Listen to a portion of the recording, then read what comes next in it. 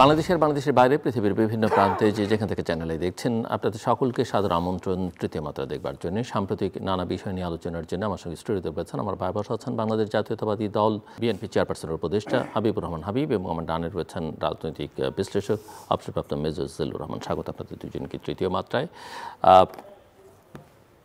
Mister Habibur Rahman Habib, 1990-এর যে ছাত্র অভ্যুত্থান, ছাত্র জনতার অভ্যুত্থান বা গণ অভ্যুত্থান, সেই গণ অভ্যুত্থানের একজন অন্যতম সংগঠক নেতা ছিলেন আপনি, একদম সামনের সারি থেকে, বিশেষ করে সর্বদলীয় ছাত্র ঐক্যের নেতা হিসেবে। সেই আন্দোলনে আওয়ামী লীগ ছিল, বিএনপি ছিল, সকল রাজনৈতিক দল ছিল। কিন্তু সেই অভ্যুত্থানের পরে অভ্যুত্থানের যারা মূল নায়ক, তাদেরকে আমরা রাষ্ট্র ক্ষমতায় দেখিনি, তাদেরকে আমরা সংসদেও দেখিনি। তাদের অনেকেই সংসদের যাবার বয়সও তখন ছিল। এবং সেই আন্দোলন নিয়ে এই যে দুটো বড় বড় রাজনৈতিক দল সেই আন্দোলনের মধ্যে ছিল, অন্যান্য দলও ছিল, জামাতও ছিল সেখানে, আওয়ামী লীগ বিএনপির বাইরে প্রায় সকল রাজনৈতিক দল ছিল, জাতীয় পার্টি ছাড়া। আমরা তাদের মধ্যে এই আন্দোলনের নেতৃত্ব কার, কে সকল কৃতিত্বের দাবিদার, সেরকম কোনো লড়াইও কিন্তু দেখিনি। কিন্তু 24-এর অভ্যুত্থানের পর সেটা আমরা প্রবলভাবে দেখছি, এবং বিভাজনটাও ক্রমশ বাড়ছে বলে মনে হচ্ছে। সো আপনার সেই দিনের অভিজ্ঞতার আলোকে, এবং এই সময় আপনি মাঠে অত্যন্ত সক্রিয় নেতা হিসেবে আছেন একটা বড় রাজনৈতিক দলের, একটু তুলনামূলক আলোচনা করতে পারবেন আপনি? আপনাকে ধন্যবাদ। এই সুন্দর একটা টপিকস আমার সামনে উপস্থাপন করেছেন। একটা জিনিস বলে, পৃথিবীর যত দেশে দেশে আন্দোলন হয়েছে, সংগ্রাম হয়েছে, স্বাধীনতা যুদ্ধ হয়েছে, একটা নির্দিষ্ট কজ নিয়েই কিন্তু সব কিছু হয়েছে। আমাদের দেশে তখন বাংলাদেশের ভাষা আন্দোলন, ভাষা প্রতিষ্ঠা করার জন্য মায়ের ভাষার দাবিতে 62 সালের শিক্ষা কমিটি, হামিদুর রহমান শিক্ষা কমিটির বিরুদ্ধে, ওটা একটা নির্দিষ্ট কজ ছিল। 69 সার্বিক একটি ছিল দেশে গণতান্ত্রিক ব্যবস্থা ফিরে, 69 গণঅভ্যুত্থান। আমরা 90 জন করলাম। দেন এরশাদ যখন 1982 সালের 24শে মার্চ একটা সংসদ থাকা অবস্থায় জোর করে ক্ষমতা দখল করলো, ওই রাত্রে কিন্তু ঢাকা বিশ্ববিদ্যালয়ে মিছিল হয়েছিল। তারপর দিয়ে কন্টিনিউ 26শে মার্চ স্বাভাবিকভাবে বিএনপি স্মৃতিসৌধে যেতে পারেনি, আওয়ামী লীগ গিয়েছিল, আওয়ামী লীগকে পিটিয়ে স্মৃতিসৌধে নামিয়ে দেওয়া হয়েছিল। তারপর থেকে আন্দোলন শুরু হয়েছিল। একটা কজ ছিল আমাদের যে অবৈধভাবে ক্ষমতা দখল করেছে এরশাদ, সেই সাথে শিক্ষা কমিশনের মজিদ খানের শিক্ষানীতি বা আরও সমস্ত দ্রব্যমূল্য কি বাস ভাড়া বৃদ্ধি, ছাত্রদের বৃদ্ধি, এই সমস্ত ব্যাপারগুলো নিয়ে আমরা কিন্তু আন্দোলন করেছিলাম নির্দিষ্ট কজ নিয়ে। এবং সেখানে আমরা বিভিন্ন রাজনৈতিক দলের নেতৃত্ব ছিলাম আমরা। এখন ওখানে কারোর দাবি দেওয়ার করার কোনো সুযোগ নাই। আমি এটুকু বলতে পারি যে আমি ঢাকা মেডিকেল কলেজ থেকে 3টা লাশ নিয়ে বের হয়েছিলাম। 2টা লাশ পুলিশ নিয়ে গেছিল, একটা লাশকে কোনো মতো করে কায়দা করে মেডিকেল কলেজে ঢুকে দিয়ে পরবর্তী সময় ঢাকা বিশ্ববিদ্যালয় ক্যাম্পাসে নিয়ে আসতে পেরেছিলাম। এটাই হলো ওই আন্দোলনটাকে এক জায়গায় করার একটা পরিস্থিতি সৃষ্টি হলো। তারপরে অনেক ঘটনা বলতে গেলে অনেক সময় দরকার নেই। তারপরে আমরা আন্দোলন করার পরে একটা পর্যায়ে গিয়ে আমরা কিন্তু তখন রাজনৈতিক দলগুলি কর্মসূচি দেয়, আমরা সমর্থন করতাম, কিন্তু আমরা কিন্তু ওইটা নিজেরাই আমরা প্রণয়ন করতাম কর্মসূচি, এবং আমাদের ওটাকে তখন 5 দল 7 দল বা এর বাইরে 8 দল তারা সমর্থন দিত। আমরা আন্দোলন শেষে কিন্তু একবারের জন্য বলিনি, আমি অন্তত, যদি ওই আন্দোলন শুরু আমি করেছিলাম যাদের লাশকে সামনে রেখে, সেদিন শপথ আমি করেছিলাম 0 পয়েন্টে। কোনোদিনও বলি না যে আমরাই করেছি, আমি করেছি। আমি বলেছি যে 1982 24শে মার্চ থেকে, তারপরে 1983 সালের মধ্যে ফেব্রুয়ারিতে 14 ফেব্রুয়ারি দীপালি শাহ, জাফর জয়নাল, এদের রক্তদান দিয়ে শুরু হয়েছিল আন্দোলন। শেষ মুহূর্তে এসে ডক্টর মিলনের রক্তের মধ্যে দিয়ে আমরা একসাথে পতন ঘটেছি। অর্থাৎ এখানে আন্দোলন শেষে আমরা এমপি হব, মন্ত্রী হব, এমন আমাদের প্রত্যাশা কিন্তু ছিল না। আমাদের হতে একজনই আমাকে ইলেকশন করতে পাঠিয়েছিল, সেই সময় আমাদের বয়স হয়েছিল, কিন্তু সরাসরি আমরা তখন মনে করতাম যে আমরা এই তত্ত্বাবধায়ক সরকারের সময় যখন উপদেশটা নিয়েছিলাম, তখন যদি আমরা মনে করতাম আমাদের পক্ষ থেকে 1 জন বা 2 জন আমরা সেখানে ঢুকবো, আমাদের সেই ঢোকার বয়সও ছিল, সেই ক্যাপাসিটি আমাদের ছিল, আমরা কিন্তু আর চাইনি। আমাদের এই ছিল গণতন্ত্রের পুনরুদ্ধার করা, পুনরুদ্ধার করে আমরা যার যাদেরকে ফিরে গিয়েছি। এখন যেটা হয়েছে, এখন কারণই ছিল না, এর কোনো রকমের দিক নির্দেশনা ছিল না। পৃথিবীতে একটা মাত্র আন্দোলন হয়েছে, কোনো শেষ হয়েছে গণঅভ্যুত্থানের মাধ্যমে, কিন্তু এর কোনো শুরুটা সেটা ছিল না। শুরুটা ছিল শুধুমাত্র বৈষম্য, কোটা কোটা আগে ছিল কোটা যদি পরিপূর্ণভাবে যদি সেই সময় আওয়ামী লীগ বাতিল না করে 7% 10% যদি রেখে দিত তাহলে তার এই পরিস্থিতি আসে না। পরে বৈষম্যবিরোধী আন্দোলন কখন শুরু, কোটা ফেরতও নিত না, এই অবস্থা চলতে পারতো। যখন দেখলো তারা এই যে আজিজ, বেনজির, আসাদ, মতিউরের যখন দুর্নীতি বেড়ে আসতে থাকলো, তখন সরকার কিন্তু ভয় পেয়ে গেছিলো ভিতরে ভিতরে আমাদের দুর্নীতি বেড়ে যাবে। এইটা ঢাকার জন্যই কোটাটা ফিরিয়ে নিয়ে আসলো, যে কোটাটা ফিরিয়ে নিয়ে আসলে ছাত্ররা মাঠে নামবে, ছাত্র লীগ দিয়ে, যুবলীগ দিয়ে পিটিয়ে হলসলা করবো, আর বিএনপি মাঠে গেলে পরে তাদেরকে জেলখানায় ভরে দেবো, তাহলে ওইগুলি আর সামনে আসবে না। এইটা ছিল সরকারের মূল উদ্দেশ্য, ওইটাকে করার জন্য, ঢাকা দেওয়ার জন্য। কিন্তু হয়ে গেছে বুমেরাং পরবর্তী সময়। এখন বারবার কিন্তু সব মানে যারা এই যে বৈষম্য বিরোধী আন্দোলন যারা করেছে, আমরা কিন্তু আন্দোলনে এরশাদ বিরোধী আন্দোলন করেছেন একবারের জন্য। আমাদের অনেকদিন ভাগিয়ে নিয়েছে, হাফিজকে ভাগিয়ে নিয়েছিল ডাকসুর, জিএস বাবলুকে মন্ত্রী বানিয়েছিল, আমাকে চেষ্টা করেছিল এরশাদের সময় যে কোনো মন্ত্রণালয়, যে কোনো টাকা পয়সা বিদেশ দেওয়া, রাজি হয় না। পরবর্তী তাহলে একটা বুলেট ভালো জিনিস ওটা খেতে রাজি আছে, মৃত্যুর ভয় দেখানোর পরে কিন্তু আমি রাজি হই না। তো বাসায় দিয়ে থাকতাম, থাকতে তো ক্যাম্প আছে, 2 মাস প্রায় আন্দোলন শুরুর পথে ছিলাম। কিন্তু ওইটা একটা নির্দিষ্ট আমরা কজ নিয়ে আমরা আন্দোলনটা করেছিলাম, এবং আমরা মনে করেছিলাম যে আন্দোলন শেষ হয়ে গেছে, গণতন্ত্র পুনরুদ্ধার হয়েছে, সরকার গঠন করা পর্যন্ত অত্যন্ত শক্তি হয়েছিল বিশেষ করে আমি এবং আমরা। এবং ওই দিন যখন রাষ্ট্রপতি শাহাবুদ্দিন শেখ হাসিনার উদ্দেশ্য হল একে খন্দকার রাষ্ট্রপতি করবে, আমি তাকে আগের থেকে তার কথা হচ্ছিলাম যে না, এর সাথে যেহেতু মন্ত্রী ছিল, পরিকল্পনা মন্ত্রী, অতএব তাকে করা যাবে না। সকালবেলা যখন আমরা আমার সহ আমরা সর্ব ছাত্র সমস্ত নেতারা গেলাম, আমার সাথে দেখাই করলাম। সে একটা কথা আমি ভিতরে যখন গিয়ে বললাম যে একটু সবাই আসে দেখা করতে, তিনি বলে যে কী জন্য আসছে, আসে দেখা করা। আমি যে বেড়ে আসছে, যে উনি গাড়ি নিয়ে বেড়ে আসছে, সামনে গাড়ির সামনে দাঁড়ালাম, গাড়ি নিয়ে বেড়ে চলে গেলাম যে আমরা একটা প্রস্তাব নিয়ে আসি সুনির্দিষ্ট। যে আমরা ওই সময় কারোর নামও প্রস্তাব করে নেন, নিজেরা উদ্দেশ্যটা হওয়া তো দূরের কথা, একটা নাম পর্যন্ত আমরা করিনি। আমাদের দায়িত্ব ছিল গণতন্ত্র পুনরুদ্ধার করা ওই পর্যন্ত। যেমন শাহাবুদ্দিন সাহেবের নাম যখন শেষ পর্যন্ত আসলো, সেখানে নিশ্চিত করে করবেন না, তখন উনি আমাকে বললেন বেগম খালেদা জিকে রাজি কথা বলি। আমি ওই 32 নম্বর ফোন দিকে ম্যাডামের সাথে কথা বললাম, তো ম্যাডাম বললো হাসিনা কী হয়, তাই হলো যে আপনি কী বলেন, আমি বললাম আপনি কি একে মানেন প্রধান বিচারপতি? তো হ্যাঁ ঠিক আমি মানি। শেখ হাসিনা কী বলে কথা বলে, আমি যখন বললাম যে আপনি কি রাজি, তো খালেদা জিয়া কে বলে, আমি রাজি, তাহলে আমিও রাজি। রাজি হল ঠিকই, কিন্তু রাষ্ট্রপতি শাহাবুদ্দিন সাহেব রাজি হলেন রাষ্ট্রপতি হওয়ার জন্য, কিন্তু শর্ত দিলেন। কী শর্ত?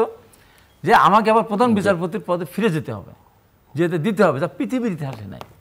সেটা সর্বদলীয় সবাই মিলে সম্মত হওয়ার পরেই তারপরে সেটা হলো, মোটামুটি বোঝা গেছে, মোটামুটি শেষ করি। তারপর যখন শেখ হাসিনা ওইটা হচ্ছিল না, দেখেন আপনার একটা বলবো, আপনি খেয়াল আজকে চেক করবেন, বিবিসির তো সংবাদে প্রধান শিরোনাম বলে, পরে মাঝখানে খবর শেষে বলে না প্রধান, আবার এইমাত্র মানে প্রধান শিরোনাম বলে, শিরোনাম শেষে গিয়ে বলতেছে এইমাত্র খবর এসেছে বাংলাদেশ 3 জোট দেশের প্রধান বিচারপতিকে অস্থায়ী রাষ্ট্রপতি হিসাবে আগামী দিনের জন্য মেনে নিয়েছেন। ওইটা না যদি হতো, আমি ওইটা সেখান থেকে ফোন করলাম, একটা তোফাজ্জল কিন্তু তার কথা স্মরণ করতে হয়, তাকে যে বললাম ওই ট্রমা সেন্টার এখন যেটা অফিসে নার্সিং ছিল, তো ফোন করছে শেখ হাসিনাকে, হাবিব আছে পাশে, নূর আহমদ বকুল আমার সাথে বলে হ্যাঁ আছে, কোনো কথা না আমার মেনে নেন, তার 9 মার্চ করবো। কিন্তু তারপর তো উনি বিদেশি সংবাদদাতাকে বললেন খবর শেষ হয়ে গেল। তো আমাদের ওইটার পার্থক্য এটা কারণ ছাড়া, মানে একটা বৈষম্য বিরোধী আন্দোলন থেকে শুরু করে পরবর্তীতে তারা কিন্তু আমরা কিন্তু একবারের জন্য এর সাথে বসি নাই, একবারের জন্য যারা গেছে তো গেছে। আর এরা যারা আন্দোলন করলো তারা অবৈধ সরকার একতরফা নির্বাচিত 2024-এর 7 জানুয়ারি নির্বাচনের মধ্যে যে সরকার বসার জন্য এমন কোনো চেষ্টা নেই, করে নেই। প্রধানমন্ত্রীর বসার চেষ্টা করে প্রধানমন্ত্রী বসে নেই, ওদের কাছে দেখা করার চেষ্টা করে দেখা করে নেই, রাষ্ট্রপতির কাছে তারা স্মারকলিপি দিয়েছিল। এখন তারা অনেক কথা বলে, এটাই হলো পার্থক্য। জি, মেজর জিল্লুর আপনি শুনছিলেন, এবং আপনি বিভিন্ন সময় আমি জানি দেশের সরকার প্রধান বা রাষ্ট্রপ্রধানদের সঙ্গে কাজ করেছেন একজন সেনা কর্মকর্তা হিসেবে, খুব কাছ থেকে একদম সরাসরি কাজ করবার সুযোগ হয়েছে, রাজনৈতিক নেতাদেরও কাউকে একটু কাছ থেকে বা দূর থেকে দেখবার সুযোগ হয়েছে। যে পরিস্থিতির মধ্য দিয়ে বাংলাদেশ আসলো এবং যেখানে অনেক স্বপ্ন প্রত্যাশা, একটা তো টার্গেট সবার শেষ পর্যন্ত এসে, বিশেষ করে এই নির্মম হত্যাকাণ্ডগুলোর পরে জুলাই আগস্টের 36 দিনে মানুষের একটাই আকাঙ্ক্ষা, দাবি, যদিও 15 বছরে অনেক স্বপ্ন ছিল, বা তার আগে 53-54 বছরের হিসাব করলে অনেক স্বপ্ন মানুষের ছিল, কোনোটা বাস্তবায়িত হয়েছে, কোনোটা হয়নি। তো একটা ছিল শেখ হাসিনার পতন বা বিদায় নিশ্চিত করা। এবং তারপরে শেখ হাসিনার পালিয়ে গেলেন, তারপরের মানুষের মধ্যে নিশ্চয়ই একটা পরিবর্তিত পরিস্থিতিতে নানা রকমের আকাঙ্ক্ষা থাকতেই পারে। কিন্তু এই যে আকাঙ্ক্ষা, স্বপ্ন, লক্ষ্য নিয়ে এখন যা হচ্ছে বাংলাদেশে, মূল যে লক্ষ্য যে বাংলাদেশকে একটা গণতান্ত্রিক বাংলাদেশ করতে হবে, গণতন্ত্রের উত্তরণের পরটার যে প্রক্রিয়া নির্বাচন, সেখান থেকে বাংলাদেশ ক্রমশ দূরে সরে যাচ্ছে। এবং আমার বিবেচনায় বা অনেকে আমার সঙ্গে একমত যে আসলে বাংলাদেশ রাজনীতিবিদরা, রাজনৈতিক দলগুলো কেউ কেউ যত আনন্দেই উদ্বেলিত থাকুন না কেন যে তারা ক্ষমতার দ্বার প্রান্তে চলে এসেছেন, বাংলাদেশ আসলে সেই অবস্থায় নেই। বাংলাদেশের নির্বাচনকে ঘিরে নানা ষড়যন্ত্র, নানা অনিশ্চয়তা গণতান্ত্রিক প্রক্রিয়াকে বিলম্বিত করবার, এমনকি বাংলাদেশের স্বাধীনতা, সার্বভৌমত্বের, নিরাপত্তাও নির্বাচনের সঙ্গে সংশ্লিষ্ট হয়ে গেছে। আমরা যদি সেনাপ্রধানের বক্তব্য শুনি বা সশস্ত্র বাহিনীর নানা প্ল্যাটফর্মে তাদের নানা ফোরামে বক্তব্য শুনি, তারা এটা বলবার চেষ্টা করছে যে নির্বাচন আসলে যত তাড়াতাড়ি হবে দেশের জন্য তত কল্যাণকর, কিন্তু সেটা আসলে এক ধরনের অধরা বিষয়ে পরিণত হতে চলেছে। আপনি কি মনে করেন? ধন্যবাদ। আপনি যে বিষয়টা সামনে আনছেন এটা একটা বড় ক্যানভাসে আলোচনার বিষয়। তো সেক্ষেত্রে আর্মি হ্যাঁ ডেফিনেটলি একটা বিগ স্টেক হোল্ডার, বিএনপি, জামাত, এখন এনসিপি, পাশাপাশি আরও কিছু ছোট দল আছে, আর জনগণ তো অবশ্যই আছে। এখন আকাঙ্ক্ষার কথা যদি বলেন, রঙিন স্বপ্ন আমারও ছিল, তার ধারের কাছেও আমরা নাই। আর ভালো হয়েছে আজকে একজন অভিজ্ঞ রাজনীতিক এখানে আছে, যে এই বিপ্লবটা যেভাবে হয়েছে মানুষের ভিতরে ক্ষোভের আগুন ছিল, শুধুমাত্র ওই মেসের কাঠির মতো জ্বালিয়ে দেওয়ার একটা পরিস্থিতির জন্য মানুষ অপেক্ষা করছিল। ঠিক সেভাবেই বিপ্লবটা ঘটে গেছে। কি আপনি বললেন যে আমরা অভ্যুত্থান বলি, বরং বিপ্লব না বলে বরং অভ্যুত্থান বলাই ভালো। অভ্যুত্থান, বিপ্লবের কিছু পাইনি আমরা, রাইট, অভ্যুত্থান হয়েছে, গণ অভ্যুত্থান হয়েছে। আপনি যেমন বললেন যে এদেশের মানুষের আকাঙ্ক্ষা ছিল যে স্বৈরাচারী যা হয় হবে, আগে কে বিদায় কাম হট মে, আমরা রক্ত দিব, জীবন দিব, কিন্তু আর আধিপত্যবাদ আমাদের উপরে চাপাতে দিব না। সেভাবেই কেউ না কেউ তো সামনে নেতৃত্ব দিতে হয়। ছাত্ররা সাহসের সাথে বীরের মতো কাজ করেছে, এটা ডেফিনেটলি। ওনারা যখন আন্দোলন করেছে, দেখেন আমি তখন এরশাদ সাহেবের খুব একান্ত সাথে প্রতিদিন আপনাদের কোথায় কি প্রোগ্রাম হয়, ইউনিভার্সিটি ইভেন আমার আর্মির লোকও ঢুকতে আমরা সমীহ করতাম। সেনা সদর থেকে বলা ছিল ওই এলাকায় যাবা না, কারণ আপনারা আর্মি, পুলিশ বলেন, এই সমস্ত জায়গায় একটা ইস্যু করতে বললে সেন্সিটাইজ করা যায়, সারা দেশে আন্দোলন একটু চাঙ্গা করা যায়। এভাবে বিভিন্ন জায়গায় ছিল। এবং প্রেসিডেন্ট এরশাদের একটা কৌশল আমি দেখেছি। আমি এরপরে সব সরকার প্রধানের সাথে আমি ছিলাম, ভাগ্যক্রমে আমার সাথে যারা ছিল সব আউট হয়ে গেছিল, ম্যাডামের কাছেই আমি থেকে গেছিলাম। যাই হোক, তো আমি দেখেছি যে প্রেসিডেন্ট এরশাদ এই রাজনৈতিক ইস্যুগুলা খুব কৌশলে হ্যান্ডেল করতেন। উনি কখনো ওই গোয়ারতমি করতেন না। ছোট্ট একটা উদাহরণ দিয়ে দেখেন, উনি একটা অর্ডার দিলেন ইসলামী ইউনিভার্সিটিটা যে গাজীপুরে ছিল, যে কুষ্টিয়ায় চলে যাবে। তো ওই দিন বিকালে ওনার একটা ভিজিট ছিল বিকেএসপি, তখন বিকেএসপি সবেমাত্র উঠে আসছে। আপনার প্রিয় বন্ধু কর্নেল লতিফকে দায়িত্ব দিয়েছিল এটা দেখভাল করারও। তা আমরা গাড়িতে যাচ্ছি, ওনার পাজরে আমরা 2-3 জন। পথে দেখি যে গাজীপুরের এসপি, ডিসি হাঁপাইতে এসে সাহার দিকে যাবেন, ওর জন্য ছাত্র সব অবরোধ ইত্যাদি ইত্যাদি গাড়ি ভাঙচুর করতেছে। আমাদের হাত পায়ে ধরে আসছি, এদিকে যাওয়া যাবে না। তো ন্যাচারালি আমাদের প্রোটেকশনে যারা আছে সবাই বলছে কি করা যায়। উনি নিজে বললো ওকে, ওদিকে যাওয়ার দরকার নাই, ওদিকে না গেলে তো আমার গদি যাবে না, এই বাম দিকে যাও, সাভার হয়ে ঘুরে টুরে আমরা এদিকে চলে আসবো। ইস্যুটা তৈরি করলেন না। পরে তাদেরকে বুঝালো যে তোমরা যাও, তোমাদের এখানে অন্য আর একটা কিছু করে দেবো। এটা আমি কৌশলটা বলছি। এখন এই যে আন্দোলন নিয়ে আমি যেটা বলতে চাই, সেটা সবারই আকাঙ্ক্ষা ছিল।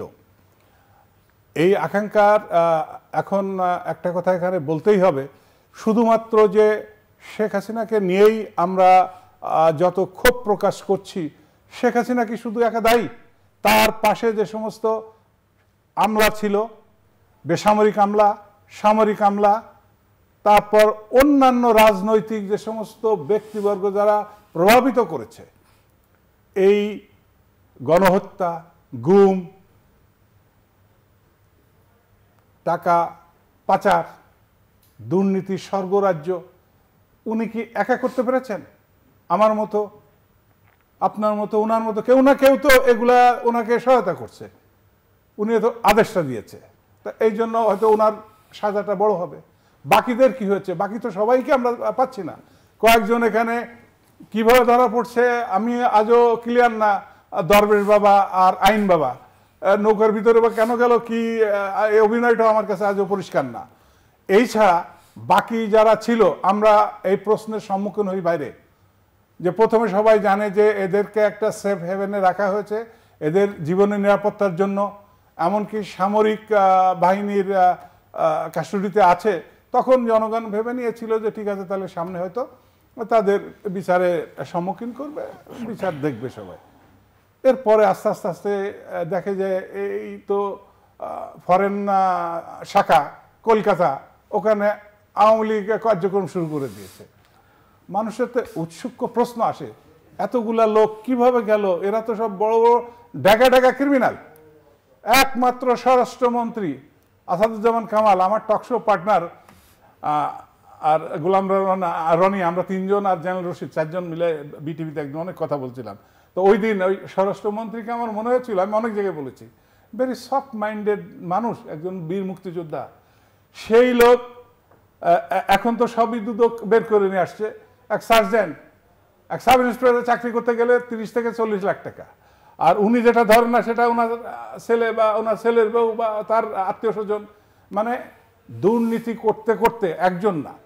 এরপর বল প্রয়োগ, প্রদীপের পাশে এক অ্যাডভোকেট জেলখানায় কথা বলছে, দেখছেন মিডিয়াতে চলে আসছে। ওসি প্রদীপ বলেছিল যে তুমি কি সত্যি এত লোক খুন করছো? বলে হ্যাঁ, আমি 100-র মতো করছি।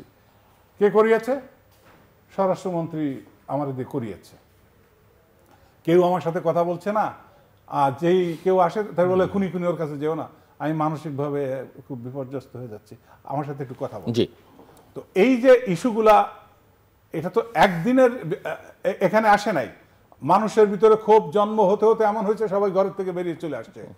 মারা কিভাবে পথে নেমে আসছে, পানি নিয়ে আসছে, পিঠা নিয়ে আসছে, সিঙ্গাড়া নিয়ে আসছে, নে বাবা নে বাবা শোনা আমার লক্ষ্মী, যা আমার তো বয়স নাই, আমার যদি বয়স থাকতো তোদের সাথে এখানে দাঁড়িয়ে একটু রক্ত দিয়ে যেতাম, আমার সন্তানও তোদের ভিতরে আছে, আমি বুঝতেছি না, তোরা সবাই আমার সন্তান, দেশটারে মুক্ত কর, দেশটারে মুক্ত কর।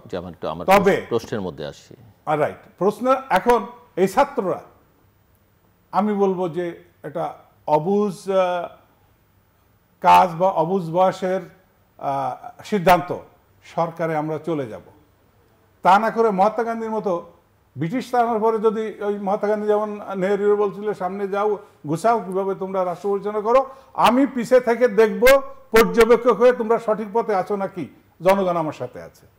এই শক্তিটা যদি বাইরে থেকে কোয়ালিফাইড অভিজ্ঞ লোক দিয়ে কিছু সময় চালাতো, সেটা আমার দৃষ্টিতে ভালো হতো। তবে তাদের ভালো হয়েছে নাকি মন্দ হয়েছে দিনে দিনে আরো পরিষ্কার হবে, আমার কথার যুক্তি পাবেন। যেমন বাইনাও একটা সরকার চালানো, তারা এই অল্প বয়সে এত সুযোগ সুবিধা, এত অর্থের আনাগোনা, এই লাইসেন্স, এই কন্ট্রাক্টারি, তারপর এই অন্যান্য বিতর্কিত ব্যাপার স্যাপার নাইবা বলি সবাই জানে, এগুলোর ভিতরে তারা জড়িয়ে পড়েছে, এর থেকে বেরিয়ে আসতে পারছে না। কেন? এটা বয়স একটা ব্যাপার, এই বয়স বা এই অভিজ্ঞতা একটা ব্যাপার। যেমন উনি বলছিলেন এই বয়সে তো এগুলো থেকে দূরে থাকবার কথা। এক্স্যাক্টলি, এখন না, এখন আন্দোলন করেছে, আমরা সালাম জানাই, উই স্যালিউট যে আমাদেরকে মুক্ত করেছে, আমরা ঋণী, কৃতজ্ঞ। কিন্তু রাষ্ট্র পরিচালনা তো এটা ব্যাপক ব্যাপার। আপনি যেটা বললেন সঠিক নির্বাচন, সঠিক নির্বাচন এখন দেশের যে সার্বিক পরিস্থিতি আপনি দেখেন, আমি আমার সেটাই এখন আপনার কাছে মনে, কারণ একটু শেষ করতে হবে আপনাকে, আপনি নির্বাচন আসলে দেখেন কি না? আমি এখনো ঠিক ওরকম দেখছি না। হয়তো বিএনপির প্রতিনিধি এখানে আছে, ওনারা তো ফেব্রুয়ারিতে দেখছেন যে কোনোভাবে হয়তো টানেলের মাথায় একটু লাইট দেখেছিল হয়তো ওই লন্ডন ঘোরাটোরা পরে। আর তারেক রহমান ওখানে যথেষ্ট বুদ্ধিমত্তার সাথে কৌশলে দেখা সাক্ষাৎ করেছেন। আর ডক্টর ইউনূস তো ইন্টারন্যাশনাল প্লেয়ার, তো উনি জানেন যে কিভাবে এগোতে হবে। বিএনপিকে এই সময় যদি না দেওয়া হয়, থামিয়ে দিতে হবে, রাইট, তাহলে তো পরিস্থিতি অন্যদিক যেতে পারে। একদিকে তারেক রহমান ওখান থেকে বলছে না এইটা এই করতে হবে, অন্যদিকে এশরাককে এখানে নামাই দেওয়া হয়েছে। এই এক ভদ্রলোক বলতেছিল যে সে তো নগর ভবন 70টা তালা মারে দিয়েছে।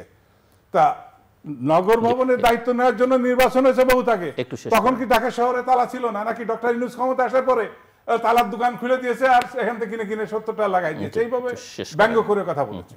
তো এই এখন যেটা হয়েছে আমি খুব সহজে দেখছি না। হয়তো উনি বলেছেন যে ফেব্রুয়ারি বিএনপি দাবি করেছে, তারেক রহমান সেভাবে বলেছে যে হ্যাঁ নমনীয় হয়ে, উনি বলছেন হ্যাঁ সংস্কার যত এগোবে সেটার সাথে আমরা আছি। তবে দুইটা শর্ত এখানে আছে, এটা বিএনপির মেনে নিতে হবে, জামাতেরও বড় স্টেক হোল্ডারদের। জনগণের আকাঙ্ক্ষা কিন্তু সংস্কার, কোনো ব্যক্তিকে পরিবর্তন না, কোনো দলকে পরিবর্তন না, জনগণের আকাঙ্ক্ষা সিস্টেম পরিবর্তন করতে হবে। যে সিস্টেমে যেন আর কোনো স্বৈরাচার ফ্যাসিস্ট কারখানা তৈরি না হতে পারে, সেই কারখানা থেকে চলে আসবে। যেটা কাগজ কলম দিয়ে হয় না, না কাগজ না, এটা সেটাই বলছি। আমি এখন যা বলবো, শেখ হাসিনা সংবিধানে অনেক কিছু দিয়েছিলেন কিন্তু কাজ করে নাই, মানে নাই। এটা তো সংবিধানে আছে যে নির্বাচন কমিশন সকল ক্ষমতার উৎস। জন আকাঙ্ক্ষার কথা বলছেন, সংস্কার এবং বিচার, right. Good. Mister Habibur Rahman Habib, আমরা তো যখন এই দেশে এই সরকার কতদিন থাকবে তার কোনো নিশ্চিত করে বলার সুযোগ কারো ছিল না, তখন কিন্তু আমরা প্রথমে 2016 সালে দেশনেত্রী বেগম খালেদা জিয়া ভিশন 2030 ঘোষণা করলেন। তারপর 2022 সালে বিএনপির পক্ষ থেকে 27 দফা প্রণয়ন করা হলো। পরে রাজনৈতিক দলগুলির সঙ্গে আলোচনা করে, আন্দোলনরত দলগুলির সঙ্গে আলোচনা করে 31 দফা প্রণয়ন করা হলো। এই 31 দফা কী ছিল? সরকারের কাছে এই দফাটা না, বিএনপি এবং বিএনপি জোট রাষ্ট্রীয় ক্ষমতায় গেলে 31 দফা বাস্তবায়ন করবে। 31 দফার ভিতরে 3-4টা দফা যদি বাস্তবায়ন হয়, এদেশে ফ্যাসিস্টের জন্মার কোনো সুযোগ নেই। প্রথমত, পরপর 2বারের বেশি কেউ প্রধানমন্ত্রী হতে পারবেন না। রাষ্ট্রপতির সাথে প্রধানমন্ত্রীর ক্ষমতার ভারসাম্যতা আনয়ন করতে হবে। 5 বছর পর পর সংসদ ভেঙে যাবে, নিরপেক্ষ তত্ত্বাবধায়ক সরকার নির্বাচন হবে। তাহলে 5 বছর পর যখন সংসদ থাকবে না, এমপি থাকবে না, মন্ত্রী থাকবে না, তাহলে যে দলই ক্ষমতা যাক তার জনগণের জন্য 5 বছর কাজ করতে বাধ্য। তাকে জনগণ ভোট তাহলে দেবে না, জোর করে ভোট নেওয়ার কোনো সুযোগ নেই। যেই নিরপেক্ষ সরকার হয়ে যাবে, প্রশাসন আর তার পক্ষে থাকবে না। নিরপেক্ষ সরকার যেমন আমরা দেখেছি বিগত দিনে, যখন আওয়ামী লীগ বিএনপি 5 বছর দেশ শাসন করলো, যাক তার পরবর্তী সময় যাক 96 সালে 15 নির্বাচন পরে যখন আবার তত্ত্বাবধায়ক সরকারের সংবিধান সংযোজন করে যখন নির্বাচন দিল, তো সবটা সেটা বিএনপির ছিল। তো বিএনপি কি জয়লাভ করেছে 96 সালে? করেনি, কারণ নিরপেক্ষ সরকার ছিল, এমপি মন্ত্রী নির্বাচন করে না। আবার আওয়ামী লীগ অত্যন্ত সুকৌশলে এবং অত্যন্ত ভালোভাবেই 96 সাল থেকে 2001 সাল পর্যন্ত তারা কিন্তু ক্ষমতা চালিয়েছিল। এবং 2001 সালে যে নির্বাচনটা হলো, 5 বছর আওয়ামী লীগ রাষ্ট্রীয় ক্ষমতা ছিল, প্রশাসনের সমস্ত জায়গায় তাদের লোকজনকে অনেক ক্ষেত্রে বসিয়ে দেওয়া হয়েছিল। কিন্তু 2001 সালে যখন নির্বাচন হলো, ভূমিধস বিজয় লাভ করলো বিএনপি। 183টা আসন একা পেল, জামাত সহ 200-এর উপরে আসন পেল। তার 5 বছর আওয়ামী লীগ ছিল। আবার বিএনপি 2001 সাল থেকে 2006 সাল পর্যন্ত রাষ্ট্রীয় ক্ষমতা ছিল, এবং যখন 6 সালে পদত্যাগ করার পর তো নির্বাচন হওয়ার কথা ছিল, সেই নির্বাচন হল না। 111 একটা সামরিক সেনা সমর্থিত সরকার এসেছিল, তারপরে যে নির্বাচনটা হলো 2008 সালে কি কারণ জিতল? আওয়ামী লীগ জয়লাভ করলো। সেদিন সেনা শাসকদের একটা আওয়ামী লীগকে জয়লাভ করানোর জন্য তাদের কাছে একটা কমিটমেন্ট ছিল যে তারা যে অপকর্মগুলো করেছে রাষ্ট্রীয় ক্ষমতায় গেলে আওয়ামী লীগ সেগুলির ব্যাপারে কোনো রকম তাদের ব্যবস্থা গ্রহণ করবে না। ম্যাডাম খালেদা জিয়াকে প্রস্তাব দিয়েছিলেন, ম্যাডাম খালেদা রাজি হয়নি। তাহলে কী হয়? 5 বছর ক্ষমতা থাকার পরে কিন্তু আমরা যে নির্বাচনগুলো দেখলাম, পরে সেই দল কিন্তু রাষ্ট্রীয় ক্ষমতা আসতে পারে না। তাই বিএনপি একটি দফার মধ্যে এটা পরিষ্কার করে বলেছে, এখান থেকে বিএনপির সরে যাওয়ার কোনো সুযোগ নেই। গেল তারপরে কি বলেছে যে সুপ্রিম জুডিশিয়াল কাউন্সিলের মাধ্যমে বিচারপতি নিয়োগ হবে এবং বিচারপতি অপসারণ করা হবে। যদি এটা থাকে তাহলে ম্যাডাম খালেদা জিয়াকে ওটাতে এগ্রি করেন না আপনারা? কোনটা? গত গত না মিটিংয়ে ডিসএগ্রি করছেন? না আমাদের একটি দলের মধ্যে পরিষ্কার এটা আছে। এবং শহীদ রাষ্ট্রপতি জিয়া রহমান উনি প্রথমত আওয়ামী লীগের সময় তো সংসদের মাধ্যমে বিচারপতির নিয়োগ এবং অপসারণের ব্যবস্থা ছিল। শহীদ রাষ্ট্রপতি জিয়া রহমান সুপ্রিম জুডিশিয়াল কাউন্সিলের মাধ্যমে বিচার নিয়োগ এবং অপসারণের ব্যবস্থা করেছিলেন। এবং আমাদের একটি পরিষ্কারভাবে লেখা আছে যে সুপ্রিম জুডিশিয়াল কাউন্সিল গঠন হবে, বিচারপতি নিয়োগ হবে, অপসারিত হবে সুপ্রিম জুডিশিয়াল কাউন্সিলের মাধ্যমে। তাই যদি হতো তাহলে ম্যাডাম খালেদা জিয়াকে এই মামলার 1 সেকেন্ডও কোনো বিচারপতি সাজা দিতেন না, সেই সাজা ম্যাডাম খালেদাকে দিতেন না। পরবর্তী সময় চিন্তা করে নির্মম উচ্চ আদালত মানুষের সাজা কমে, সেখানে আরও 5 বছর সাজা বাড়িয়ে দেওয়া হলো। তারেক রহমান নিম্ন আদালতে খালাস পেলেন সাপ্লিমেন্টারি কার্ড, মামুন সাহেব গ্যাস মামলার সাপ্লিমেন্ট কার্ড ব্যবহার করার কারণে তারেক রহমানকে বর্তমানের মধ্যে থাকি। তারপর সেখান থেকে উনি ধরেন আপনার উচ্চ আদালত তাকে সাজা দিল, 20 কোটি টাকা জরিমানা করলো। এখন আমি বর্তমানে সেই জায়গায় ফিরে আসতে চাচ্ছি যে কোনোভাবেই যেখান থেকে কোনোভাবেই এখানে ফ্যাসিস্ট হওয়ার কোনো সুযোগ নেই। তার এই নির্বাচন 5 বছর পর সংসদ যখন থাকবে, সেজন্য তিনি বলছেন যে সংস্কার ছাড়া সেটা বলছি আমি না এইটা যে সংস্কার সাপ্লিমেন্ট করে দেওয়া হবে।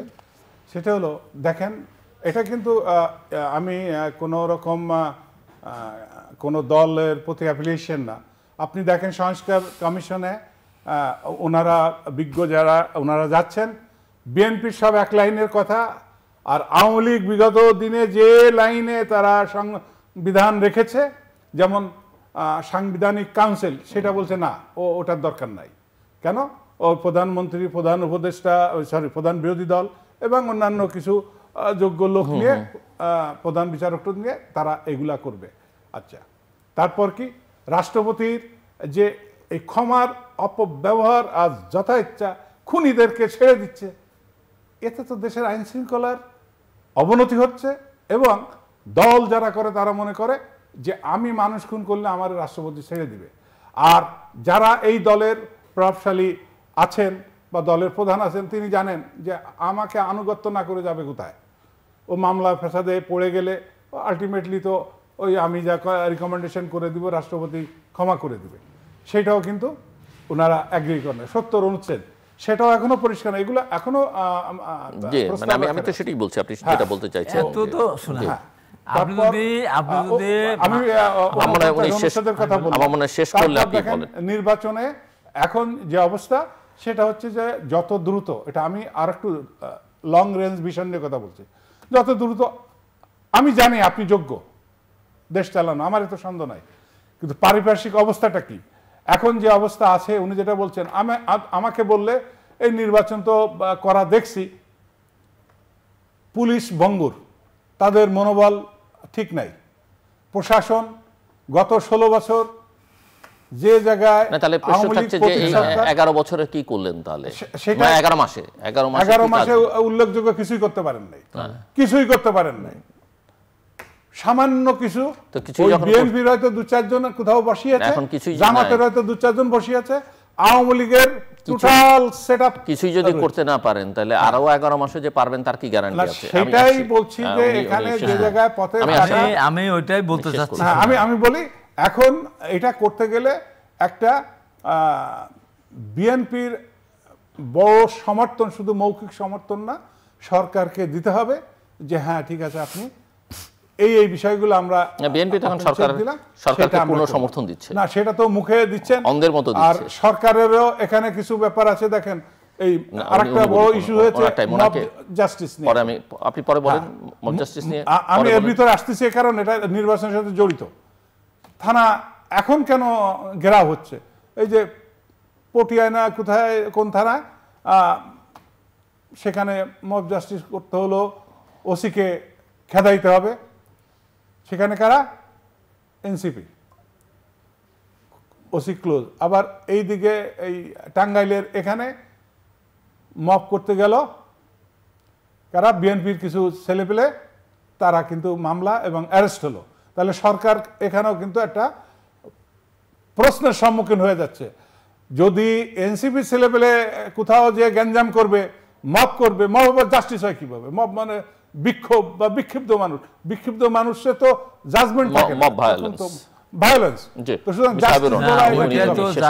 এখন যেটা নির্বাচনের জন্য বিএনপিকে ধৈর্য ধরতে হবে, সরকারকে গতি বাড়াতে বলতে হবে। আর সাধারণ মানুষ এখন বুঝে গেছে যে আগের কোনো সিস্টেমে যদি যাওয়া হয় তাহলে দেশের মানুষ আবার ঘুরে ফিরে সেই একই জায়গায় চলে যাবে। অনেক ধন্যবাদ। যে প্রধানমন্ত্রীর হাতে অনেক ধন্যবাদ পরিবার কেন্দ্রিক ক্ষমতা চলে যাবে। হাবিবুর রহমান হাবিব, আপনি যাবেন কোথায়? আপনি বলেন, একটা দল এসে বলুক, বা আপনি একটা দলের নাম বলেন যে এই দলটা এত বছর পরে নির্বাচন হলে ক্ষমতা আসবে এবং মানুষের সমস্ত দাবি দেওয়া তার মেনে নেবে। বলেন একটা দলের নাম বলেন। কত বছর? 3 বছর, 5 বছর? বলেন একটা দলের নাম আছে কেউ? নাই। আপনি ভঙ্গুর বলছেন পুলিশ, সবচেয়ে চৌকস পুলিশ, চৌকস সেনাবাহিনী, চৌকস আর বিজেপি, চৌকস র্যাব ছিল তো। 2014 সালে 29টি দল 29টি দল নির্বাচনে অংশগ্রহণ করতে পারেনি। তো চৌকস সেনাবাহিনী, চৌকস র্যাব কী বলেছে? সরকার বলেছে যে নির্বাচন করা যাবে না। 153 পৃথিবীর ইতিহাসে এরকম কলঙ্কজনক নির্বাচন হয়নি। তো আবার এত চৌকস থেকে লাভটা লোকে। আবার 2018 সালে আরও চৌকস ছিল। দিল্লি বেলার ভোটের আগের দিন রাত্রে করে দিল, আমাকে কুবে হেলিকপ্টার ঢাকা পাঠিয়ে দিল, নুরুদ্দিন আবুকে কুবে হেলিকপ্টার পাঠিয়ে দিল, মহাসচিবের গাড়ি ভেঙে দিল। তো চৌকস থেকে লাভটা কি? ওই যে কথাটা আমি বলি, ওইটাই হলো আসল কথা। নির্বাচনের সময় যখন কোনো দল ক্ষমতায় থাকবে না, তখন ওই মাজা ভাঙা বলেন আর ল্যাংড়া বলেন আর খোঁড়া বলেন, ওই পুলিশও লাগবে না, আনসারই নির্বাচনটা সুন্দরভাবে করতে পারবে। তার কোনো দল তো থাকবে না। আমি এমপি না, আমি মন্ত্রী না, আমাকে পুলিশ সালাম দেবে না, তো তখন সালামটা দেবে না। এইটাই হলো মেয়েদের দলীয়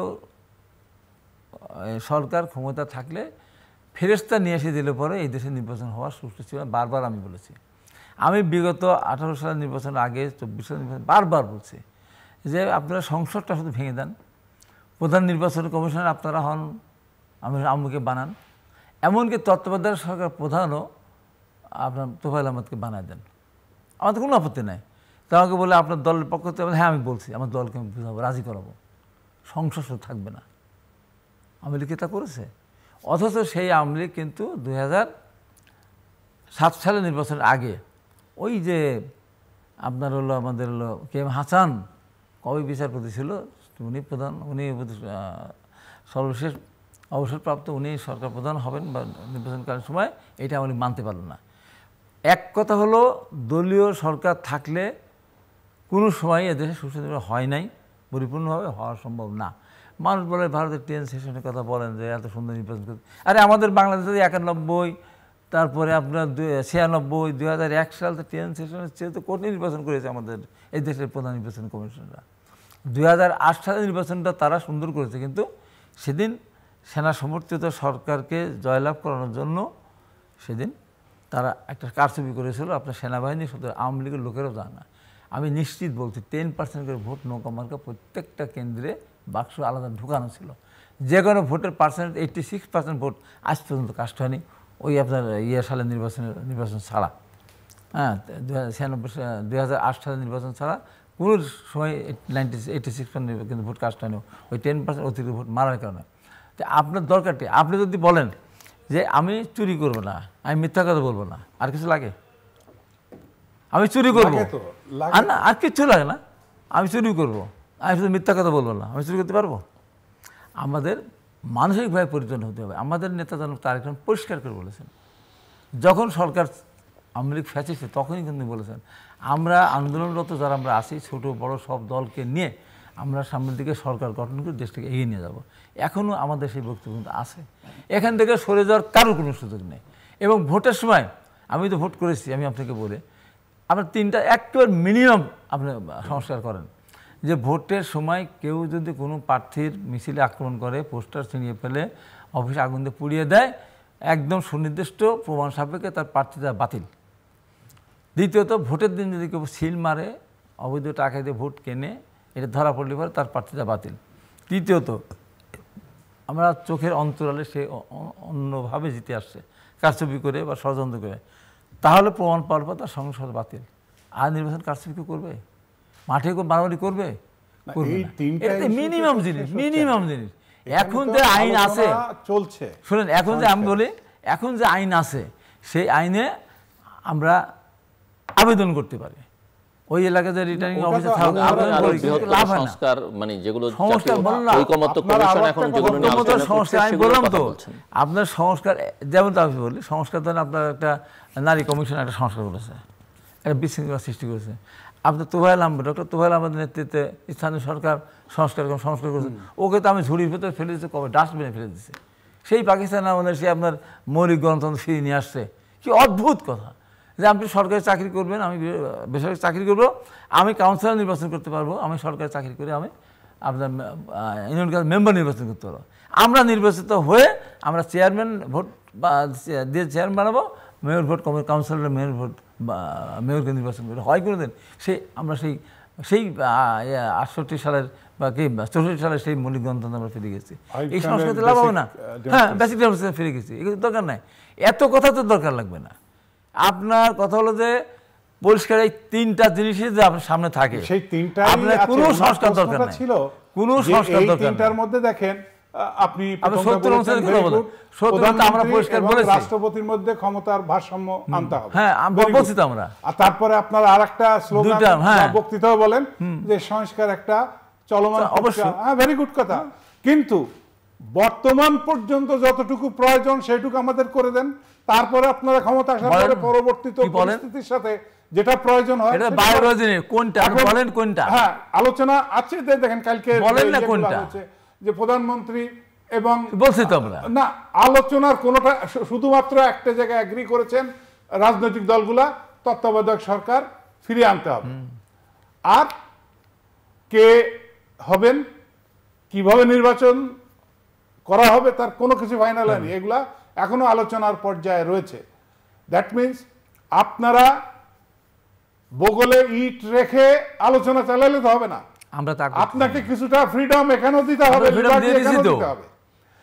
আপনাদের উপরে কেন মানুষের চাওয়া পাওয়া বেশি? এখন আপনাদেরও একটা মাইন্ডসেট এই যে একটা আপনারা একটা ব্রুট মেজরিটি চাচ্ছেন, চাওয়াটা স্বাভাবিক,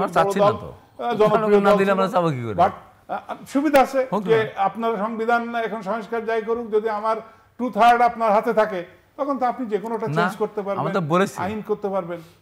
আমরা তো বলেছি এখন যেটা প্রয়োজন, আমি আপনাকে একটা কথা, আপনাকে একটু ইন্টারাপ্ট করি, সেটা হলো যে যেদিন বিগত সরকার, ফ্যাসিস্ট সরকার বললো যে শহীদ রাষ্ট্রপতি জিয়া রহমানকে স্বাধীনতা ঘোষক বললে তার বিরুদ্ধে আইনানুগ ব্যবস্থা গ্রহণ করা হবে, জেল জরিমানার সাথে সাথে পিঠের উপরে কিছু দেওয়া হবে, বলছে না?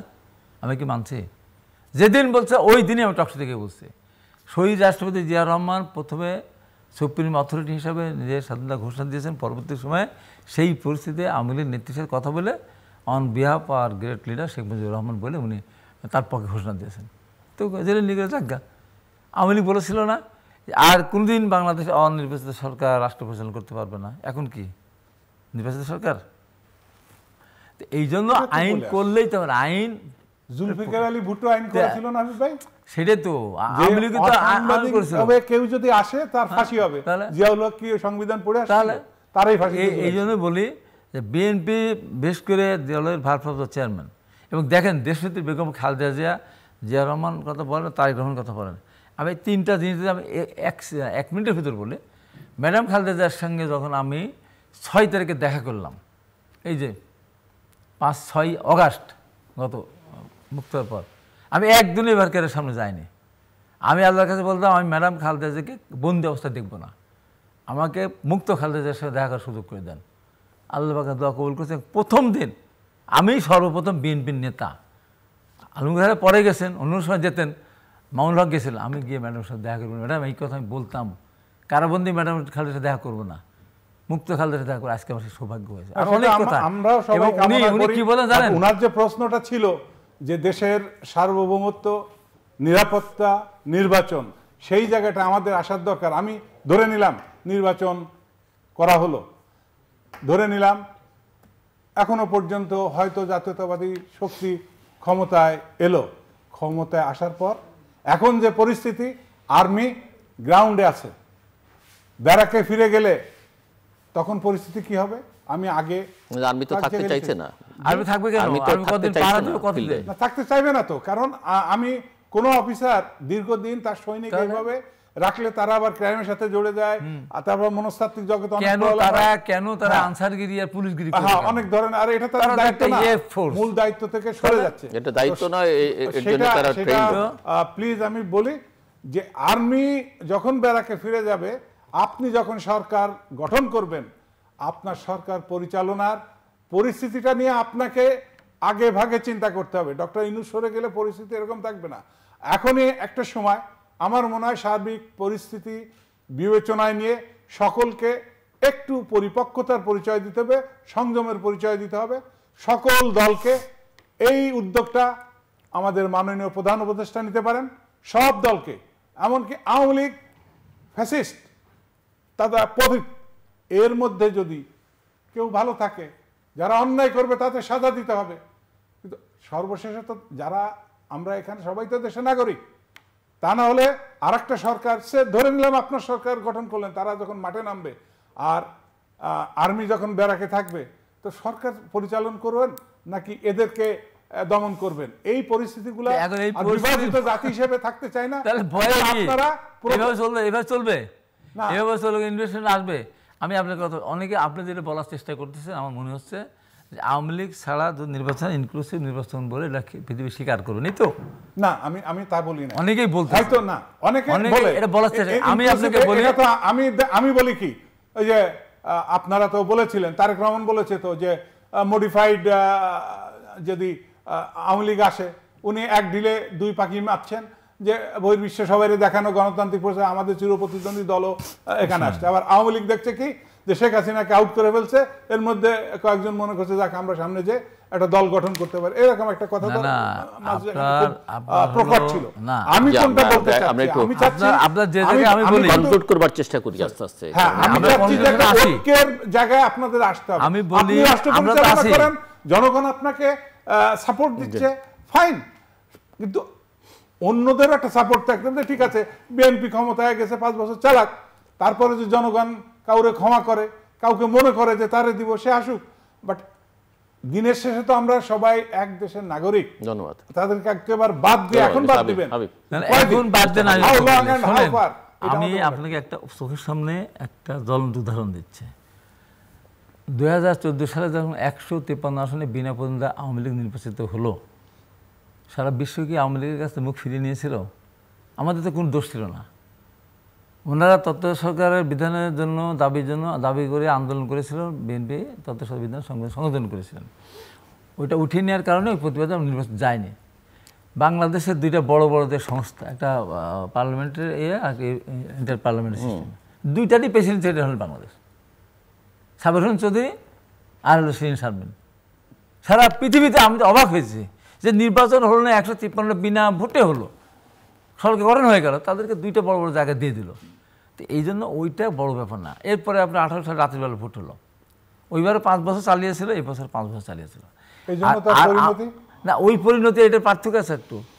তারা তো এখন গণহত্যা করার পর তারা ওটা গণহত্যাকারী দল হিসেবে কি মানবতা বিরোধী অপরাধ তারা সংগঠিত করেছে, তাদের বিচার হচ্ছে। সেই দল তো নির্বাচন করতে না পারে, এটা আন্তর্জাতিকভাবে খুব বেশি প্রতিক্রিয়া হবে না। আমি শুধু নির্বাচন বলি না, আমি বলছি যে সবকিছু মিলে আমরা আসি, আপনাদের সবকিছু মিলে এখন তারা যে নির্বাচন করবে আপনি বললে হয়তো আসবে না, কারণ তারা ওই ভোট কেন্দ্রে যেতে পারবে কিনা, পোলিং এজেন্ট দিতে পারবে কিনা, এই জন্য এই কথাটা না নাই ভালো। যেমন দেখেন আমাদের সেদিন একটা প্রোগ্রাম হলো চীন মৈত্রী সম্মেলন কেন্দ্রে, কি নিদারুণ দৃশ্য, প্রায় সবখানে গুম হওয়া পরিবার, বাচ্চা কাচ্চা নিয়ে কী বক্তব্য তাদের, এমন কেউ ছিল না যার চোখ দিয়ে পানি পড়ে না, তখন তারেক রহমান সহ। আবার পাশে মুগ্ধর বাবা, আবু সাইদের বাবা, তারাও বক্তব্য দিয়েছে। কী ঘটনাটা ঘটিয়েছে আওয়ামী লীগ, শুধু কি তাই, বাংলাদেশটা অর্থনৈতিকভাবে ধ্বংস করে গিয়েছে। এত তাড়াতাড়ি মনে করেন রক্তের দাগ এখনও শুকালো না, কবরের মাটি এখনও ভেজায় রয়ে গেছে, এত তাড়াতাড়ি যদি কেউ মনে করে থাকেন আওয়ামী লীগকে ফিরিয়ে নিয়ে আসবেন, তাদের আসা উচিত। এ কল্পনা তোমাদের করা উচিত না, কল্পনা কিছুতেই করা উচিত না। এখন আমি বলি যতদিন এইভাবে 5 বছর চলতে থাকেন, ওই সংস্কার আপনার সামনে দৃশ্যমান হবে না, এই দেশে ইনভেস্টমেন্ট হবে না। ডক্টর ইউনূস এই দেশে একটা পৃথিবীর কাছে একটা সমাদৃত ব্যক্তি। আপনি 11 মাসে আপনি বলেন তো সবচেয়ে বড় ইনভেস্টররা এখানে এদেশে এসেছিল, কেউ কি বলেছে যে আমি করবো এখানে? হ্যাঁ, প্রতিশ্রুতি দিতে বলছে, কিন্তু বাস্তবে কিছু হচ্ছে না, কারণ আসবে না তো তারা। এই স্থিতিশীল সরকার ছাড়া পৃথিবীর কেউ কোথাও ইনভেস্ট করে না, আজকে আছে কালকে নাই, তখন কি হবে? এই জন্য দেশ বাঁচাতে হলে, দেশের অর্থনীতিকে সামনে এগিয়ে নিতে হলে আপনার একটা ভোট অবশ্যই দরকার। সেই ভোট, হ্যাঁ, আমরা আশা করি, আমাদের তো দাবি ছিল আপনার ডিসেম্বরের মধ্যে, সেনাপ্রধানও বলেছিলেন ডিসেম্বরের মধ্যে নির্বাচনটা হতে হবে, তারা আর পাহারা দিতে চায় না, পুলিশগিরি করতে চায় না, এবং সরকার প্রধান বললেন ডিসেম্বরের নির্বাচন, তার পিএস বলে ফেললো 26শে জুনের মধ্যে নির্বাচন। তা আমরা চিন্তা করি বড় কে, প্রধান উপদেষ্টা বড় না তার পিএস বড়? তারপরে মাঝামাঝি আসলো পিএস না, প্রেস সেক্রেটারি, হ্যাঁ প্রেস সেক্রেটারি, হ্যাঁ প্রেস সেক্রেটারি। আবার জামাত ইসলাম রোজার আগে আমরা নির্বাচন চাই, রমজানের আগে বলে টলে, আবার এখন আবার চলে গেছে কোথায়, স্থানীয় সরকার নির্বাচন আগে। এই যে গণপরিষদ নির্বাচন, নানান কিছু নিয়ে আসছে, কেন নিয়ে আসছে তাকে বলবো, নিয়ে আসছে এই কারণে, এই যে দলগুলি যারা এখন ক্ষমতা ভোগ করছে, আপনি যেটা বললেন, আমরা কিছুটা ক্ষমতা ভোগ করতেছি, রাতে শুইতে পারি, এটা একটা বড় ক্ষমতা ভোগ করা, তাছাড়াও কিছু কথা আমাদের শোনে, অসত্য বলবো না, কিন্তু জামাত যতখানি ক্ষমতা ভোগ করছে, এতক্ষণ ক্ষমতা ভোগ করার মতো কি তাদের রাইট আছে, সে অধিকার তাদের আছে? তারা কেন নির্বাচন চাবে? এইভাবে চলতে ভালোই তো আছে। এনসিপি তাদের সরকারি দল, তার সরকারি দল, এখনও নির্বাচন হয়। আপনি বলেন এনসিপি কত বছর পর নির্বাচন হলে তারা রাষ্ট্রীয় ক্ষমতা আসতে পারে, বলেন আপনি? আমরা সেই সময়টা দেবো? এটা হবে না। ওই যে প্রথম যে উনার প্রথম পোস্টের কাছে, 1 মিনিট, উনার প্রথম পোস্ট থেকে ফিরে আসতে চাই। আজকে যারা বৈষম্য বিরোধী ছাত্র আন্দোলন করেছিল, বিভিন্ন মেয়েরা ছেলেরা পরিষ্কার করে বলছে, যখন আন্দোলন করেছিলেন আপনারা, আপনাদের নেতা আন্দোলন করেছিলেন, বলেছিলেন যে এই আন্দোলন শেষে আমরা মন্ত্রীর পদের মধ্যে আমরা উপদেষ্টা হব, আমাদেরকে বলেছিলেন আমরা বড় বড় গাড়ির চোর ঘুরবো, আমরা বলেছিলেন আমাদের এইভাবে অর্থনৈতিক পরিবর্তন হবে, বলেছিলেন যে আমরা এই তদবির করবো না, কিছুই না। আমরা যেগুলো করেছিলাম, আমাদের এই ছিল গণতন্ত্র পুনরুদ্ধার, আমার গণতন্ত্র পুনরুদ্ধার, তাদের ঘরে আমরা ফিরে গিয়েছিলাম। আজকে কত বছর লাগবে বলেন? সবচেয়ে বড় বিএনপি, আপনি বললেন বিএনপি যে সমর্থনটা দিচ্ছে, পৃথিবীর ইতিহাসে এত অসম্মানিত হওয়ার পর কেউ কোনো দল এত বড় দলের সমর্থন করেছিল জানা নেই।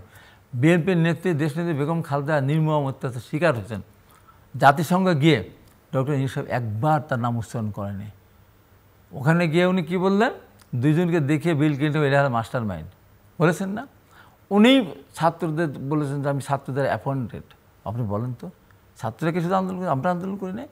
এবং ওনার যখন দুঃসময় ছিল, যখন উনি নোবেল প্রাইজ পেলেন, ম্যাডাম খালেদার নেতৃত্বে কত বড় গণসম্বর্ধনা দেওয়া হয়েছে সাদিকুল কোকার নেতৃত্বে।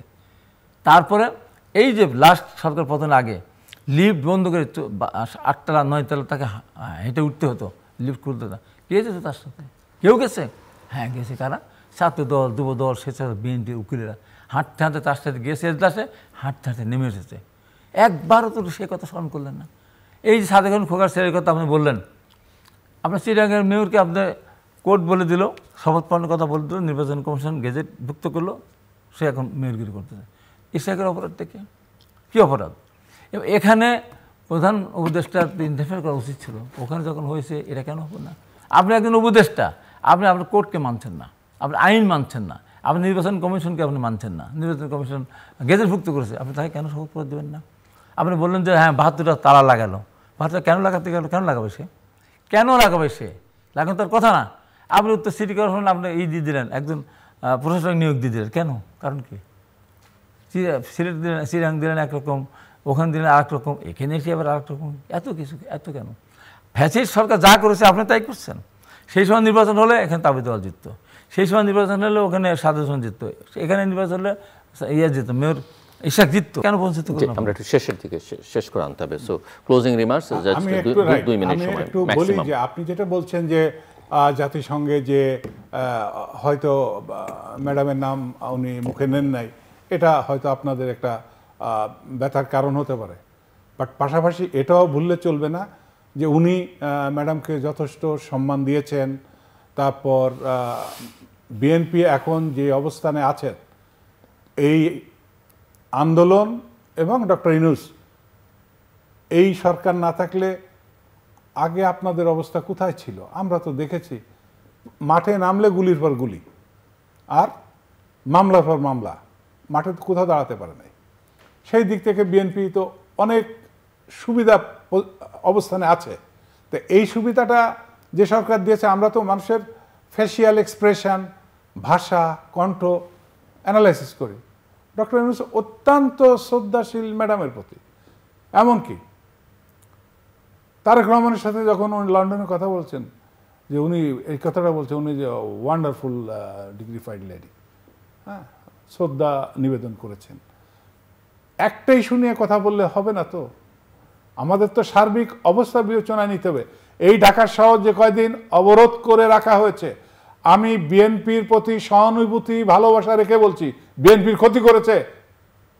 এই যে আন্দোলনের নামে এই মেয়র দুদিন আগে আর পরে, কিন্তু এখানে বিএনপির জনপ্রিয়তা অনেক ক্ষুণ্ণ হয়েছে।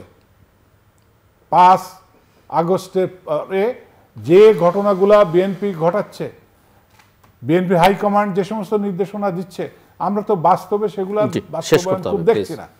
আমরা মনে করি যে বিএনপি যে জনপ্রিয়তা বিপ্লবের পরপর ছিল, তারা এই চাঁদাবাজি, দখলবাজি, এখন দরকার কি আপনার হাইকমান্ড থেকে একটা সেল করে দেন, আপনার একটা ওয়েবসাইট দিয়ে দেন, মেইল দিয়ে দেন, যে আপনারা কোন কোন জায়গায় জুলুম অত্যাচারের শিকার হচ্ছেন, কারা আপনাদের দখল করছে, কারা আপনাদের উপরে অত্যাচার করছে, এখানে দেন আপনাদের পরিচয়।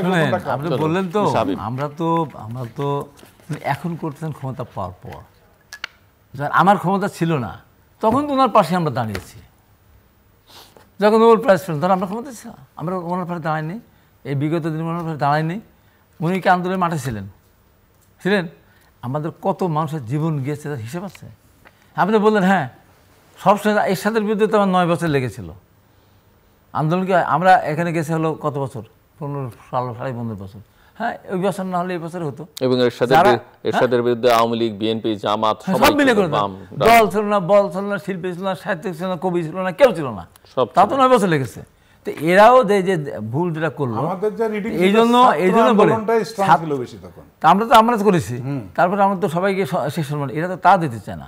আমরা তাদেরকেও ইয়ে করি। এরা তো সরকার প্রধান আন্দোলনে ছিল না। তারা লাস্টে যখন হারুনের হোটেলে যখন ধরে ভাত খাওয়ালো অসম্মানজনকভাবে, তখন লিখিত দিল না, আমরা এই ভাঙচুরের সাথে নাই। আরাফাতের সঙ্গে মিটিং করলো, তো আরাফাতের সঙ্গে মিটিং করলো, করেন নাই কি? রাষ্ট্রপতির সাথে গিয়ে স্মারক দিতে করেন নাই কি? তারা কি সরকার প্রধান চেয়েছিল? না, একবারও না। পরে পরিস্থিতি যেটা আপনি বললেন, চৈত্র মাসে যখন গাছের পাতা পড়ে থাকে, বিড়ি খেয়ে ফেলে দাও করে জ্বলে। আর ভাদ্র মাসে বর্ষার ভিতরে ম্যাচের পর ম্যাচ চালার পর আগুন জ্বলে না, গাছের পাতাতে জ্বলে না, কিছুতে জ্বলে না। তো মানুষ চেয়েছিল পরিবর্তন। ঘর ছাড়া, বাড়ি ছাড়া, এলাকা ছাড়া, মাঠ নাই, ঘাট নাই, ব্যক্তিগতভাবে দিতে হয়, সেটা আবু সাঈদকে দিতে হবে, যে বন্দুকের নাম বুক পেতে দিল, তারপর একটা ছাত্র আর পিছে আসে না। সেটাই, মানে আবু সাঈদকে দিতে হবে, ওয়াসিমকে কি দিতে হবে, মুগ্ধকে কি দিতে হবে। এবং এর আগে 1947 সালে 10ই নভেম্বর নূর হোসেন পৃথিবীর ইতিহাসে নূর হোসেন নিজের বুক এবং পিঠকে কিন্তু পোস্টার করেছিল। বুকের বুক এবং কথা তো বলবেন। নূর হোসেন পৃথিবীর ইতিহাসে সর্বপ্রথম স্বরচিত কবি, নিজে কবিতা লিখে স্বৈরাচার নিপাত গণতন্ত্র মুক্তি বুক এবং পিঠকে পোস্টার করেছিল, কাগজ নষ্ট করে নাই। সেই নূর হোসেনকে যখন আমি বললাম, এই তুমি শার্ট পড়ো, তোমাকে পুলিশের গুলি করে মেরে ফেললো, ভাই সারা রাত ধরে বুক এবং পিঠকে পোস্টার করেছে, হয় শহীদ হবো না দেশকে পতন ঘটাবো। এই সমস্ত শহীদদের প্রতি তো আমাদের সম্মান দেখাতে হবে। আমাদের কথা হলো যে আমি আজকে ওনার সামনে বলে না, বলতে আমি বাধ্য হচ্ছে আর কি, উনি যে সাহসিকতা দেখিয়েছেন সেই দিনগুলিতে, ওই সরকার যদি পতন না হতো, আমাদের জেলে ছিলামই, থাকতামই, ওনার কি হতো? এমন সময়তে কিছু লোক, আমরা সাক্ষী, সময়তে কিছু কিছু লোক, এখন যদি বলা যায় যে আমরা যারা যত কথাই বলি, আমি আমার জায়গা থেকে আমি দল করি, আমি সরকার বিরুদ্ধে বলবো, এখানে বসে থেকে উনি যে ভাষায় কথা বলেছেন, সুন্দরভাবে যে গঠনমূলকভাবে যে নিয়ে কথা বলেছেন, তা ওনাকে আমরা কি দিয়েছি? ওনার কথা একবার আমরা বলি আমরা বলি তো, আমি আপনি বলি, যারা বলা দরকার তারা বলা, আওয়ামী লীগের দোষ, ভারতের দালাল, ভারতের দালাল দোষ। ওনার সময় এসে আমরা যে ফ্রি মুক্ত হয়ে কথা বলেছি, অনুযায়ী কথা বলতে পেরেছি, বলতে গেলে আটকে দিত, উনি কিন্তু কোনো সময় আটকান নাই। তাই আমি বলি, যার যার অবদান তাদেরকে দিতে হবে, শেষ করতে হবে। আমরা ছাত্রদেরকে অবদান দিতে চাই, রাখতে চাই, কিন্তু ডক্টর ইউনূস যে ভুলটা করলেন, ছাত্রদেরকে দিয়ে দল গঠন করিয়ে ওদের যে রাস্তায় নামিয়ে দিলেন, এদের ভবিষ্যৎ কি আপনি জানেন?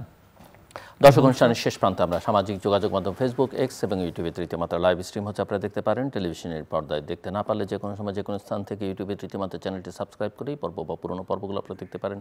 মেজর জিল্লুর রহমান এবং হাবিব রহমান হাবিব, অসংখ্য ধন্যবাদ এই আলোচনা অংশ নেবার জন্য। দর্শক, সম্মান কেবল দেবার বিষয় নয়, সম্মান পাওয়ারও ব্যাপার, অর্জন করবার ব্যাপার এবং সেটা রক্ষা করবারও বিষয়।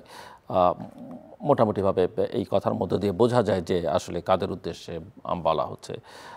দেশে সংস্কার দরকার, কিন্তু সংস্কারকে শুধুমাত্র কথার মধ্যে সীমাবদ্ধ রাখলে হবে না, বা বিচার দরকার, সেটাও কথার মধ্যে সীমাবদ্ধ রাখলে হবে না। এ কথা আমার নয়, এ কথাটা মোটামুটিভাবে একই রকমের এই সম্প্রতি এনসিপি বা বৈষম্যবিরোধী আন্দোলন থেকে সরে যাওয়া জুলাই আগস্ট ছাত্র আন্দোলনে যেসব তরুণরা সামনে ছিলেন তাদের একজন উমামা ফাতেমার। কাজেই এটা বুঝতে কারো খুব একটা বাকি থাকবার কথা নেই যে যত কথাই বলুন না কেন, বাংলাদেশকে ঘিরে এক ধরনের ষড়যন্ত্র হচ্ছে ভেতর থেকে বাইরে থেকে, এবং এই ষড়যন্ত্রের ফাঁদে আমরা আসলে বুঝে না বুঝে অনেকেই পা দিয়েছি, এবং এখান থেকে বাংলাদেশকে রক্ষা করতে হবে। রক্ষা করবার একটাই উপায়, সেটা হচ্ছে অবাধ, সুষ্ঠু, গ্রহণযোগ্য, অংশগ্রহণমূলক, শান্তিপূর্ণ, আন্তর্জাতিক মানসম্পন্ন নির্বাচন অনুষ্ঠান করা। নির্বাচনের মধ্য থেকে কী আসবে, ভালো মন্দ খারাপ, সেটা আমরা দেখবার জন্য অপেক্ষা করতে হবে। কিন্তু তার চেয়ে বড় কথা যে জনগণকে সিদ্ধান্ত গ্রহণ করবার ক্ষমতাটা দিতে হবে, জনগণের অধিকার জনগণকে দিতে হবে। একটা ভালো নির্বাচন হলেই ভালো গণতন্ত্র হবে এই গ্যারান্টি পৃথিবীর কেউ দিতে পারবে না, কিন্তু নির্বাচন ছাড়া যে গণতন্ত্র হবে সে কথাও কোনো রাষ্ট্রবিজ্ঞানী, কোনো রাজনীতিক বলতে পারবেন না। কাজে নির্বাচনটা আমাদের দরকার। নির্বাচন হলে, একটা নির্বাচিত সরকার হলে জনগণের হাতে তাকে ভোটের মাধ্যমে বা আন্দোলনের মাধ্যমে সরিয়ে দেবার ক্ষমতা থাকে। একই সঙ্গে দেশে এক ধরনের রাজনৈতিক স্থিতিশীলতা থাকে, এবং সেই স্থিতিশীলতা সামাজিক এবং অর্থনৈতিক স্থিতিশীলতার নিশ্চয়তা দেয়। এই সহজ বোধটুকু আমাদের সবার মধ্যে থাকা জরুরি। এবং যেখানে যারা রাষ্ট্রের নিরাপত্তার সঙ্গে যুক্ত, তারা যখন বলছেন যে নির্বাচন যত বিলম্ব হবে, তাদের নিজেদের ক্ষমতা গ্রহণের কোনো অভিলাষ নেই, সে কথা তারা বারবার বলছেন, এবং 5ই আগস্টে তারা প্রমাণ দিয়েছেন। 5ই আগস্ট যে কেউ ক্ষমতা নিলে, যে কেউ শেখ হাসিনার পরিবর্তে ক্ষমতা নিলে অন্তত প্রাথমিকভাবে সবাই তাদেরকেই স্বাগত জানাতেন, যেমনটা প্রফেসর ইউনূস এবং তার সরকারকে 8ই আগস্ট থেকে সবাই স্বাগত জানিয়েছেন। কিন্তু একই সঙ্গে এটা মাথায় রাখতে হবে যে ওই যে রাষ্ট্রের নিরাপত্তার সঙ্গে যারা জড়িত, তারা যেমনটা বলছেন যে তাদের ক্ষমতায় আসবার কোনো বিলাস নেই, কিন্তু একই সঙ্গে নির্বাচন যত বিলম্বিত হবে তত দেশের নিরাপত্তা, স্বাধীনতা, সার্বভৌমত্ব ঝুঁকির মধ্যে পড়বে। এর কিছু কিছু লক্ষণ আমরা দেখতে পাই, এবং এই কথাকে উড়িয়ে দেওয়ারও কোনো সুযোগ নেই। আমরা আশা করব যে যারা সরকারে আছেন এবং রাজনৈতিক দলগুলো, বিশেষ করে বড় রাজনৈতিক দলগুলোর এই বিষয়গুলোকে বিবেচনার মধ্যে নেওয়া অত্যন্ত জরুরি। আমাদের সঙ্গে থাকবার জন্য অসংখ্য ধন্যবাদ। আপনাদের সবার জন্য শুভকামনা।